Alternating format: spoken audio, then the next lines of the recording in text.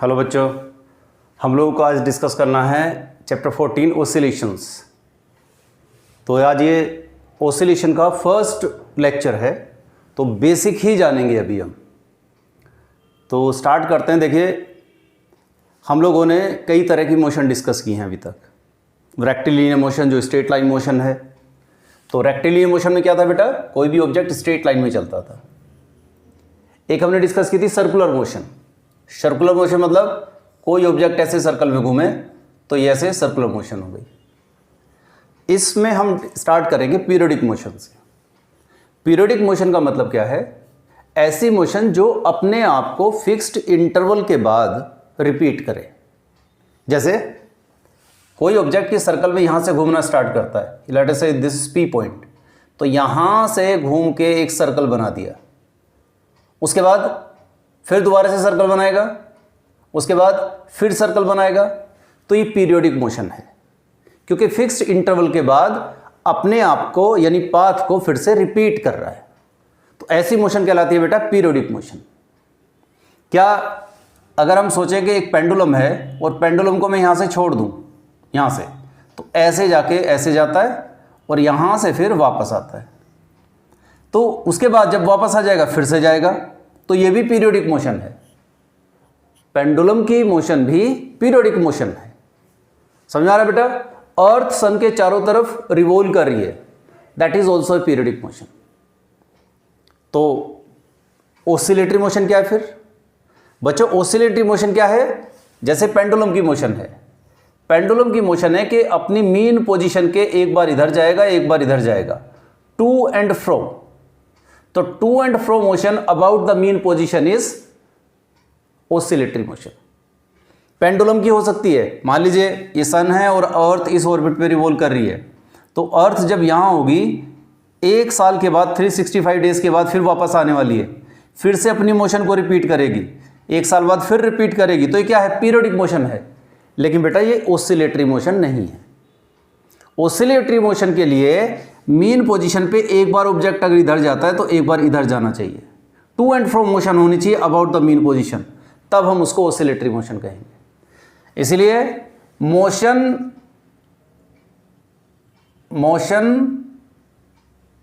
To and fro about its mean position is called oscillatory motion. अब इस बात से आपको समझ में आ गया होगा बच्चों कि all oscillatory motions are periodic. All oscillatory motions are periodic मतलब ये मोशन भी पीरियोडिक है, but all periodic are not oscillatory. जैसे अर्थ सन के चारों तरफ रिवॉल्व कर रही है, तो ये पीरियोडिक मोशन है लेकिन ऑसिलेटरी नहीं है। क्लियर बच्चों? यहां तक आगे देखिए, पीरियोडिक फंक्शन मतलब ऐसा कोई भी फंक्शन मैथमेटिकली जो किसी पीरियोडिक मोशन को रिप्रेजेंट कर दे, वो पीरियोडिक फंक्शन है। मतलब कहने का क्या है? जैसे पीरियोडिक मोशन होती है कि अपनी पाथ को रिपीट करती है, तो ऐसा फंक्शन जिसमें वैल्यूज पुट कर करके अगर हम देखें तो एक पर्टिकुलर टाइम के बाद में वो वैल्यू फिर से रिपीट होना शुरू हो जाए, वो कहलाते हैं पीरियोडिक फंक्शंस। तो any function that repeat itself after regular interval of time, regular interval of argument, argument का मतलब इस पार्ट से है। जैसे y is equals to a sine n theta. बेटा अगर हम इसका ग्राफ बनाएंगे साइन कर तो ऐसा बनेगा। आप देखो, एक साइकिल के बाद यहां से यहां तक का एक साइकिल कहलाता है नॉर्मली, तो एक साइकिल के बाद फिर से अपनी वैल्यूज को रिपीट करता है, जीरो से मैक्सिमम, मैक्सिमम से जीरो, जीरो से फिर मैक्सिमम अपोजिट डायरेक्शन में फिर जीरो, तो मैक्सिमम जीरो, मैक्सिमम जीरो, तो बार बार रिपीट करेगा। तो ये फंक्शन कैसा है? Periodic function. इसी तरह से कोस फंक्शन जो है ए कोस एन थीटा, ये फंक्शन भी अपने आप में पीरियोडिक है, क्योंकि बस इतना ही डिफरेंस है कि कोस वाला जो है वो मैक्सिमम से स्टार्ट होता है, तो मैक्सिमम जीरो, फिर मैक्सिमम अपोजिट डायरेक्शन में फिर जीरो। तो जितनी भी ये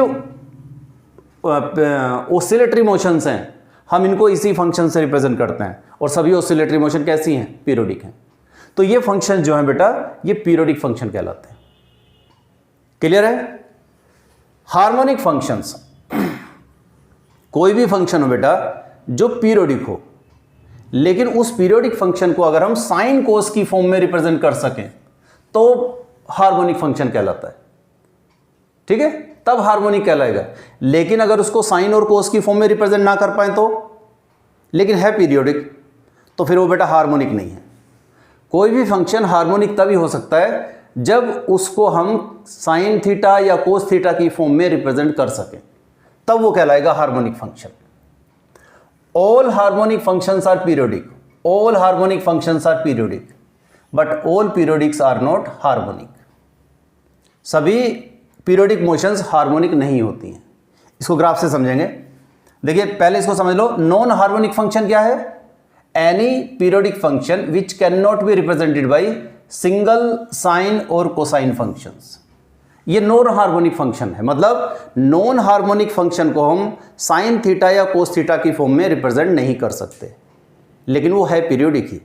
जैसे ग्राफ में देखें, मैंने ये ग्राफ बनाया है, इसको देखो, ये और ये मिला के एक साइकिल हो गया। इसके बाद फिर से अपनी वैल्यूज़ को रिपीट कर रहा है, इसके बाद फिर से रिपीट कर रहा है और सो ऑन। इसका मतलब इस टाइम इंटरवल के बाद में फिर से रिपीटिशन है, तो क्या है पीरियोडिक नहीं है? है, पीरियोडिक है। लेकिन क्या इस कर्व को साइन थीटा या कोस थीटा से रिप्रेजेंट कर सकते हो? नहीं कर सकते। तो ये कौन सा हुआ? नॉन हार्मोनिक हुआ, क्योंकि साइन थीटा या कोस थीटा से रिप्रेजेंट नहीं कर पा रहे हैं। ऐसे इसको देखो, ये फंक्शन, इसकी वैल्यू बढ़ती है, मैक्सिमम होगी, फिर अपोजिट में मैक्सिमम होगी, फिर से बढ़नी शुरू हुई इस तरह से।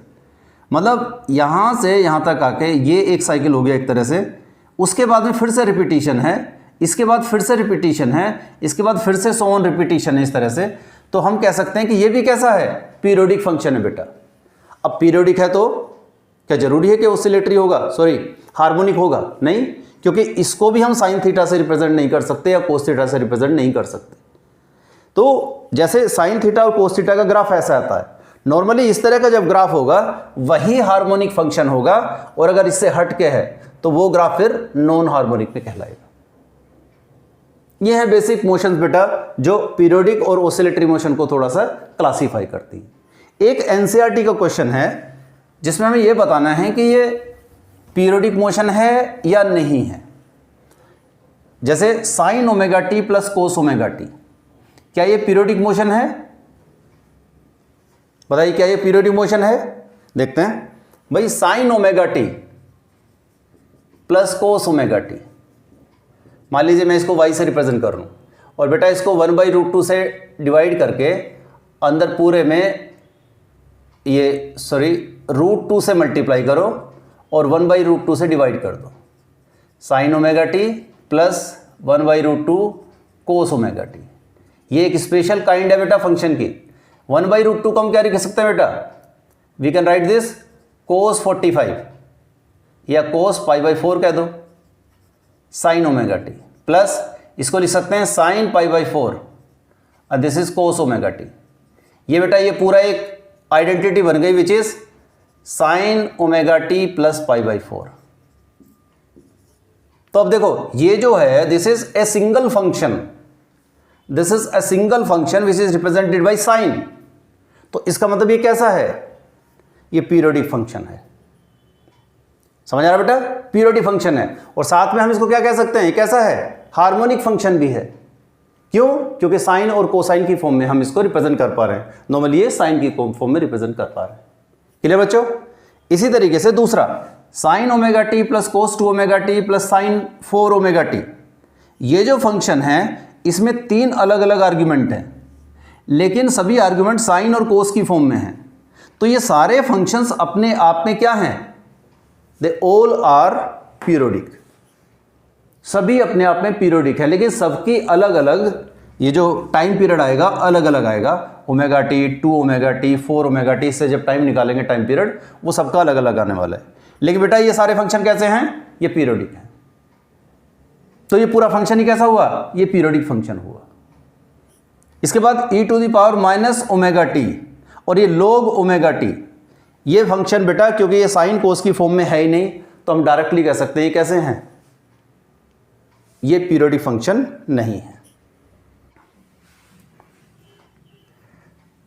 तो बच्चों हमें डिस्कस करना है अभी सिंपल हार्मोनिक मोशन। तो क्या है ये? सिंपल हार्मोनिक मोशन है बेटा कि जब कोई ऑब्जेक्ट, जैसे पेंडुलम है, लेट अस से पेंडुलम है, तो ये ऑब्जेक्ट जब ऑसिलेट करेगा तो इधर जाएगा, यहाँ पे आके फिर वापस आएगा, इधर गया था फिर वापस आया, फिर यहाँ से इधर जाएगा और यहाँ से फिर वापस आएगा। इस तरह से ऑसिलेट कर रहा है। आप देखेंगे जब इधर चलता है तो इसकी वेलोसिटी डिक्रीज करती है, जब वापस आता है तो वेलोसिटी बढ़ती है। तो मतलब एक्सेलेरेशन इस तरफ है, इधर चल रहा था तब भी एक्सेलेरेशन इस तरफ है। इस केस में जब इधर जा रहा है वेलोसिटी डिक्रीज कर रही है, मतलब डी एक्सेलरेशन है तो इधर है, और जब इधर आ रहा है तो वेलोसिटी बढ़ रही है तो एक्सेलरेशन इस तरफ है। कुल मिला के acceleration towards the mean position है। तो इस पे एक अंदर की तरफ टूवर्ड्स द मीन पोजीशन एक फोर्स लगता रहता है, जिसकी वजह से ऑसिलेटरी मोशन करता है। तो बेटा सिंपल हार्मोनिक मोशन यही है कि if a particle moves to and fro about mean position under restoring force, हम इसको कहेंगे restoring force, the force which is acting towards the mean position which is directly proportional to its displacement from the mean position and directed towards the mean position. मतलब जो भी force लगेगा restoring force that is towards the mean position, और ये force displacement के directly proportional होगा। तो हम कह सकते हैं कि restoring force is directly proportional to displacement, F is directly proportional to x. यहां से आप इसको प्रोपोर्शनलिटी हटाओगे तो माइनस किया जाएगा। इसका मतलब बेटा F is equal to minus k x. Negative sign ये रिप्रेजेंट करता है कि डिस्प्लेसमेंट और रिस्टोरिंग फोर्स ये दोनों एक दूसरे के अपोजिट होते हैं। जब डिस्प्लेसमेंट इस तरफ है तो रिस्टोरिंग फोर्स इस तरफ होगा, जब डिस्प्लेसमेंट मीन पोजीशन से इस तरफ है तो फिर रिस्टोरिंग फोर्स इस तरफ होगा। क्लियर है बेटा यहां तक? अच्छा, इतने फोर्स की वजह से ये एक्सेलरेट कर रहा है, तो न्यूटन सेकंड लॉ क्या कहता है कि F is equals to m a. आप इसको एफ की जगह एम ए पुट कर दोगे बेटा, तो यहां से a is equals to minus k m by x आएगा, यानी acceleration is directly proportional to displacement. ठीक है, तो सिंपल हार्मोनिक मोशन में बेटा acceleration directly proportional to displacement होता है, और ये नेगेटिव साइन रिप्रेजेंट करता है कि एक्सेलरेशन भी टुवर्ड्स द मीन पोजीशन होगा। तो hence A is towards the mean position. Clear है बच्चों? अच्छा देखिए, हमने कहा कि एक्सेलरेशन इक्वल्स टू माइनस के बाई एम इंटू एक्स, तो एक्सेलरेशन को हम क्या लिख सकते हैं, D square x by d t square differential की फॉर्म में इज इक्वल्स टू माइनस के बाई एम इंटू एक्स। और एस एच एम में जो ये टर्म है दिस माइनस के by M, this is equals to minus omega square, मतलब k by m equals to omega square होता है। ये अभी इस तरफ मैं एक्सप्लेन करूंगा अभी। तो बेटा हम इसको हटा के हम ओमेगा स्क्वायर लिख सकते हैं, तो ये हो गया d square x by d t square. इसको इधर ले आओ तो प्लस में आ जाएगा omega square x is equals to 0। तो बच्चे ये बन जाती है differential equation for S H M. This is called differential equation of S H M. कई बार हम जब डेरिवेशन वगैरह करते हैं तो उसको सोल्व करने के लिए हम इस डिफरेंशियल इक्वेशन को यूज करते हैं।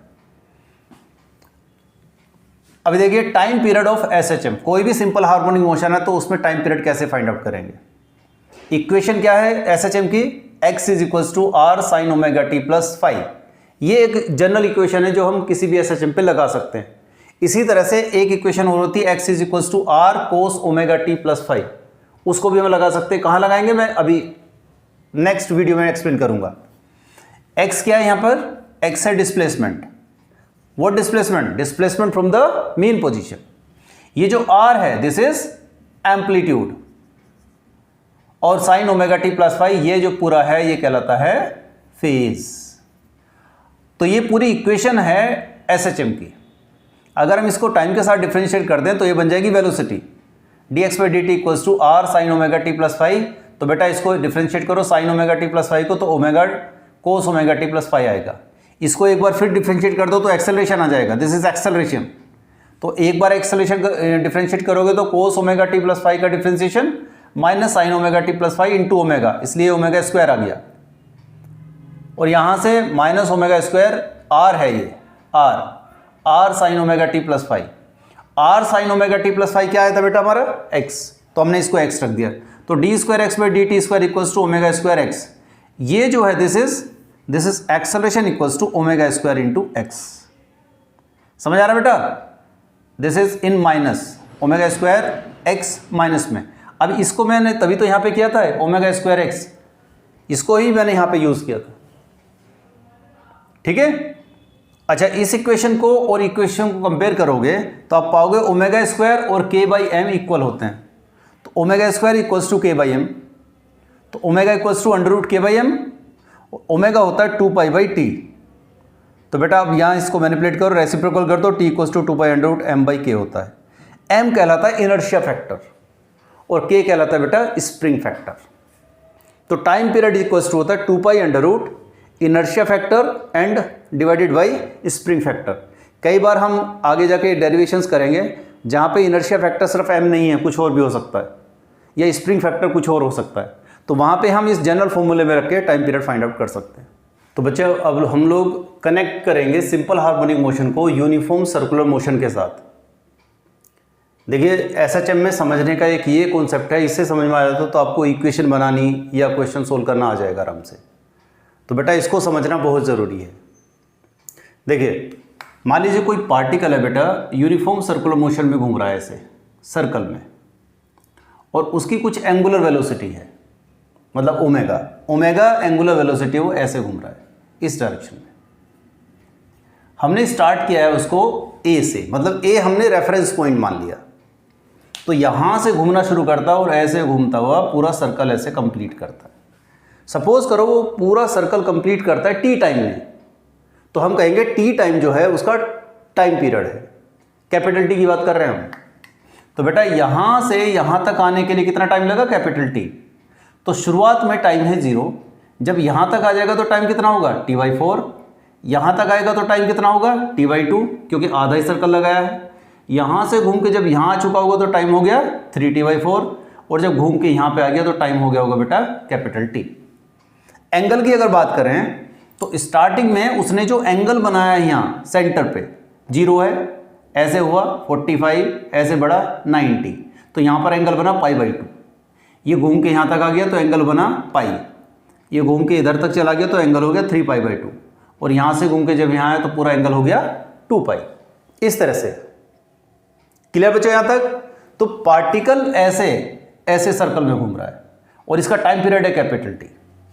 तो बेटा अगर ये किसी टाइम पे ए से चलता चलता पी पे आ जाता है टी टाइम में, तो जो एंगल है हम एंगुलर वेलोसिटी को कह सकते हैं that is angle upon time. तो यहां से थीटा निकल गया ओमेगा टी। तो बेटा टी टाइम के बाद में उसने थीटा एंगल बनाया था जो हमारी कैलकुलेशन से आ गया ओमेगा टी। इसके बाद देखते हैं कि अगर हम इसका सर्कल मतलब इस पी पॉइंट का यहां पर प्रोजेक्शन डाल दें, पी पॉइंट का प्रोजेक्शन डाल दें इस पॉइंट पे, तो क्या होगा इसको समझते हैं जरा।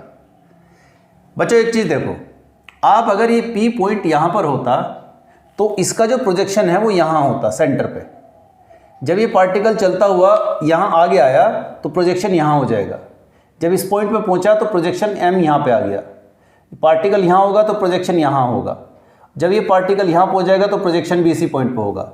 उसके बाद जब ये पार्टिकल आगे चलेगा तो प्रोजेक्शन नीचे आएगा ऐसे, फिर उसके बाद जब नीचे चलेगा तो प्रोजेक्शन ऐसे होगा, इस पॉइंट पे प्रोजेक्शन जाएगा यहाँ पर, यहाँ पे आ जाएगा तो प्रोजेक्शन होगा यहाँ पर, तो इस तरह से चलेगा। फिर उसके बाद जब इसके बाद ऐसे चलेगा, तो आप देखोगे जब ये पूरा एक सर्कल लगाएगा तो ये जो एम पॉइंट है, एम पॉइंट की मोशन क्या होगी, एम पॉइंट की मोशन सिंपल हार्मोनिक है। अब देखिए बेटा यहां से जब पार्टिकल को यहां तक लाते हो तो बोलो प्रोजेक्शन कहां चलेगा, यहां से ऐसे यहां आ गए, उसके बाद ऐसे, उसके बाद ऐसे, इसके बाद इस तरह से। तो बेटा ये पार्टिकल ये जो m है, m यहां से ऊपर गया फिर वापस आया, इधर गया फिर ऐसे आया, ये क्या है, this is simple harmonic motion. तो बेटा सर्कुलर मोशन का अगर डायामीटर पे हम प्रोजेक्शन डाल दें तो वो सिंपल हार्मोनिक मोशन कहलाती है। इसलिए यहां पे एक स्टेटमेंट है, projection of uniform circular motion upon A diameter of circle is SHM. Clear है। इसी तरीके से अगर हम इसकी प्रोजेक्शन इस हॉरिजॉन्टल डायमीटर पे भी डाल दें तब भी ऐसा ही है। देखिए प्रोजेक्शन है इस पॉइंट की, यहां पर हमने पार्टिकल स्टार्ट किया था यहां से, अगर पार्टिकल यहां से स्टार्ट किया तो एन कहां होगा, यहीं पे, जब ये यहां पहुंच गया तो एन यहां आ गया, जब ये यहां चला जाएगा तो एन यहां पर होगा, जब ये यहां जाएगा तो एन इधर आएगा, इस तरह से ये ऐसे चलेगा। उसके बाद जब ये आगे चलेगा तो फिर प्रोजेक्शन इस तरफ चलेगा, उसके बाद फिर ऐसे चलेगा। यानी इस केस में एन की पोजीशन देखो, जब ये पार्टिकल यहां से यहां पहुंचेगा तो एन बेटा यहां से इस तरफ आएगा, ओके। जब ये पार्टिकल यहां से यहां आएगा तो एन इस तरफ चलेगा। जब ये पार्टिकल इधर चलेगा तो n इस तरफ चलेगा, जब ये इधर चलेगा तो n इधर जाएगा। तो अब देखो, अब ऐसी मोशन है, तो ये भी तो सिंपल हार्मोनिक है, लेकिन अंतर क्या है, इस केस में n यहां से स्टार्ट हुआ था, ऐसे जाके ऐसे और ऐसे, तो ये मीन पोजीशन से स्टार्ट हुआ एक तरह से, और इस केस में n यहां से स्टार्ट हुआ है तो ये एक्सट्रीम पोजीशन से स्टार्ट हुआ है। बस इतना ही अंतर है। तो इसके लिए इक्वेशन देखते हैं। अगर हम ट्रायंगल OPM देखें तो इसमें बेटा साइन थीटा ले लीजिए, साइन थीटा लेंगे तो OM/OP, और इसको कैलकुलेट करके देखो y = r sin ωt आ जाएगा। r का मतलब है इस सर्कल की रेडियस। तो बेटा ये इक्वेशन लगी है हमारी इस y के लिए। देखो यहां से जब इधर चल रहा है y बढ़ रहा है, फिर वापस आ रहा है y घट रहा है, फिर इधर चल रहा है y बढ़ रहा है, फिर घट रहा है। समझ में आ रहा है बेटा? तो ये इक्वेशन लगेगी, लेकिन ये इक्वेशन कब के लिए? आप देखिए जब P यहां होगा तो M सेंटर से स्टार्ट हुआ है, मतलब ऐसे जाना शुरू हुआ है यूं, यानी मीन पोजीशन से स्टार्ट हुआ है। तो जब भी कभी साइन की इक्वेशन मिल जाए SHM में, आप समझ जाइए कि वो कहां से स्टार्ट हो रहा है, उसकी पोजीशन मीन पोजीशन से स्टार्ट हुई है, ऑसिलेशन उसके मीन पोजीशन से स्टार्ट किए गए। क्लियर है बेटा? इसके बाद OPN ट्रायंगल में देखिए, यहां पर cos थीटा लगा दिए, ON/OP हो जाएगा, यहां से x = r cos theta, cos ωt ये हमने ये मान लिया है x। तो बेटा यहां पे x वेरिएबल है, आप देखेंगे पार्टिकल जब इधर चलेगा तो x कम होगा, फिर इधर चलेगा फिर बढ़ेगा, फिर वापस आएगा कम होगा, फिर इधर जाएगा फिर बढ़ेगा, तो x इस तरह से चेंज होगा। तो ये केस कब का है? जब हमारा पार्टिकल यहां से स्टार्ट हुआ है, लेकिन प्रोजेक्शन हमने n पॉइंट पे लिए, मतलब हॉरिजॉन्टल एक्सिस पे लिए, तो ऐसे चला तो n यहां आ गया, जब यहां चला तो n यहां होगा, जब यहां होगा तो n, तो मतलब एक्सट्रीम पोजीशन से शुरू हो रहा है। तो जब भी किसी इक्वेशन में cos थीटा आ जाए तो बेटा समझ जाओ कि हम लोग की जो SHM है वो एक्सट्रीम पोजीशन से स्टार्ट हुई है। क्लियर है? तो ये दोनों तो इक्वेशन होगी जब बेटा मीन पोजीशन से स्टार्ट करते हो तब के लिए, और जब एक्सट्रीम पोजीशन से स्टार्ट करते हो तब के लिए। लेकिन अगर कोई SHM ऐसा हो जो ना मीन पोजीशन से स्टार्ट हुआ है ना एक्सट्रीम से स्टार्ट हुआ है, तो उस केस में कैसे करोगे? मान लीजिए हम किसी भी पार्टिकल की प्रोजेक्शन को यहां समझते हैं, पार्टिकल x पॉइंट से घूमना शुरू हुआ ऐसे, इस तरीके से, तो बेटा यहां से चलता हुआ P पॉइंट पे आ गया कुछ टाइम बाद में, तो इतना एंगल बनाया, मतलब ये हो गया हमारा ωt। शुरुआत में एंगल बन रहा था कुछ फाई, तो ये जो एंगल है ये हो जाएगा ωt + फाई, और इस एंगल में देखेंगे तो बेटा this sin ωt + phi = y/r आ जाएगा। यहां से y = r sin ωt + phi.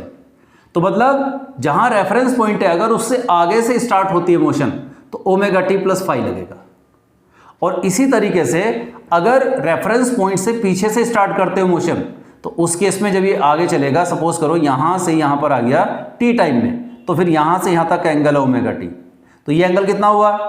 ωt - phi. तो इस केस में निकालोगे तो y = r sin ωt - phi आएगा बच्चों। तो ये पोजीशन, ये जो हमारी इक्वेशंस आई हैं ये कब आई हैं? जब हमने मीन पोजीशन से स्टार्ट नहीं किया, मतलब हमने एक्सट्रीम से या मीन पोजीशन से स्टार्ट नहीं किया, कहीं इंटरमीडिएट पोजीशन से स्टार्ट किया। तो बेटा इन सबको अगर कंक्लूड करें तो हम ये कह सकते हैं कि किसी भी SHM की इक्वेशन इस तरीके से लिखी जा सकती है, या तो इस फॉर्म में और या फिर इस फॉर्म में, y = r sin ωt + phi और x = r cos ωt + phi.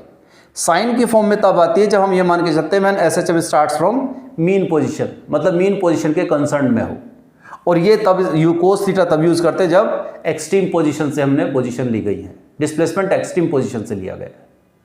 Clear बच्चों?